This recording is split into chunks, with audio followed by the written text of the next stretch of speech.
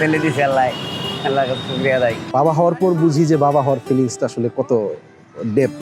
আমিও তো একজন বাবা, কিন্তু আমার বাপের মতন আমি বাবা হইতে পারিনি। আমার বাবা সবচেয়ে ভালো, আমি যেটা বলি আমার বাবা ওইটাই শুনে। বাবা মানে হচ্ছে এটা কখনো এক কথায় প্রকাশ করা যায় না। সব মেয়েদের কাছেই হচ্ছে কি তার বাবা সুপার হিরো, আমার কাছেও তার ব্যতিক্রম না।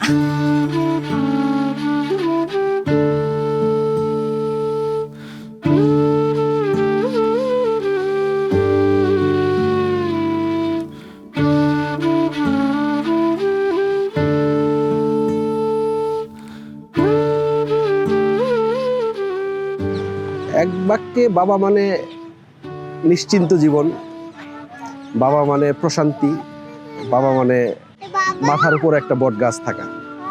এটাই বাবা আছে মানে কোনো চিন্তা নাই।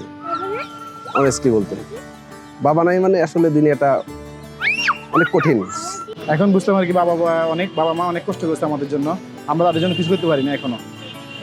এই আশা নিয়ে আসি এখনো, মানে ভবিষ্যতে যেন বাবা মার জন্য অনেক কিছু করতে পারি। বাবা যে কিভাবে যে আনে, যে কিভাবে দেয়, একমাত্র উপরে ছাড়া আর বাপ ছাড়া কেউ বলতে পারবো না, উপরে আল্লাহ ছাড়া। বাবা হওয়ার পর আসলে আমি যখন বাবা হয়েছি তখন আমার বাবা মা কেউ বেঁচে নাই। তখন আমার কাছে আসলে ফিলিংটা অন্যরকম, যে লাইক আমার মানে বাবার যে অনুভূতিটা, সেটা বাবা বেঁচে থাকলে বাবার সাথে ধরে আরো আরেকটু যদি সময় কাটাতে পারতাম, সেই ফিলটা খুব বেশি হয়। লাইক বাবাকে মিস করি অনেক। আজকে আমরা এই পর্যন্ত এত দূর বড় হয়েছি, বাবা না থাকলে কখনোই সেটা সম্ভব হতো না। বাবা ছায়ার মতো আমাদের পাশে থাকে, আমাদের আগলে রাখে।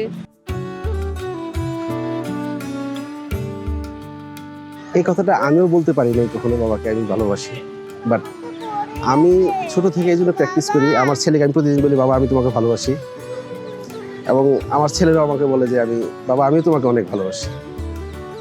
মানে আমি চাই না যে এই গ্যাপটা থাক। আমি বলছি আমি বাবাকে অনেক ভালোবাসি, আমার আব্বার কাছে আব্বু অনেক খুশি হয়েছে।